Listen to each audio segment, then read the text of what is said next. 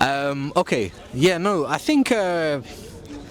So. I mean, I like. Okay. Dawkins had his. He's had his glory days, and obviously he's a bit more just chilled out now with his YouTube channel. But there's other great scientists. One thing I think I said to you, Fair, and I'd be interested to get your point of view on is the fact that if you think about it, a lot of atheists I did a geology degree, and when I spent time in academia, I quickly realized that the best scientists will tell you they don't actually know what they're talking about because they're never sure entirely. They'll always give you a hypothesis and say, it could be this, it could be this. On the basis of our measurements, it could be this.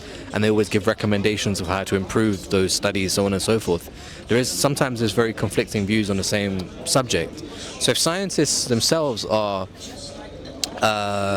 conflicted about something, usually the information that they disseminate to the public, we get like a filtered down bullet point version of it. Not to say that science communication is a whole field in itself, and so it's very possible that the same way we have blind belief in people have blind belief in faith and stuff, there's also blind belief in science. I don't know if that's something that you've ever considered.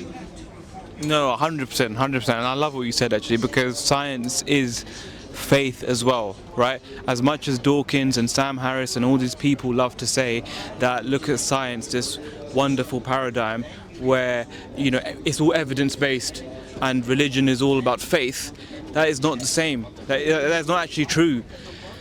People, the general public have faith in science, yeah? I'll give you an example, right? I'm a cardiologist. Let me tell you, you know, in cardiology there is a consensus that saturated fat is bad for you and it will raise your cholesterol and it will give you a heart attack, okay? However, there are a couple fringe opinions which say that actually saturated fat is good for you and it won't raise your cholesterol, and even if it raises your cholesterol, it's not going to give you a heart attack. There are some fringe opinions.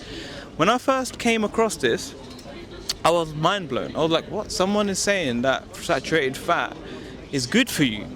Now, I actually reached out to my colleagues, right, who are cardiologists as well, and I said, what do you think of this guy who's saying that saturated fat isn't a problem and we don't need to be on cholesterol lowering drugs? What do you think of this guy? I thought they would have a rebuttal to these fringe opinions because they're cardiologists, they're scientists, they would have an opinion.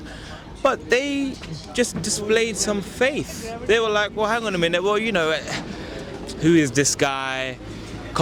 We've been saying for years, there's a consensus, a bit like your religious apologist would do. Do you see what I'm saying? He wasn't actually coming with a factual rebuttal. He was just saying, who is this man?